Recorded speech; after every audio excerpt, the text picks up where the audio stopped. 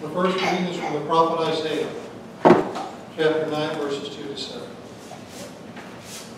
The people walking in darkness have seen a great light, and those living in the land of the shadow of death, the light has come. You have enlarged the nation and increased their joy. They rejoice before you as people rejoice at the harvest, as men rejoice when dividing the plunder.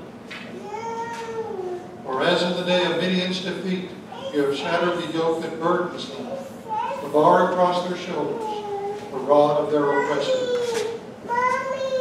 Every warrior's boot used in battle and every garment rolled in blood will be destined for burning, will be fuel for the fire. For unto us a child is born, to us a son is given, and the government will be on his shoulders, and he will be called Wonderful Counselor, Mighty God, Everlasting Father, Prince of Peace. Of the increase of his government and peace there will be no end. He will reign on David's throne and over his kingdom, establishing and upholding it with justice and righteousness from that time on and forever.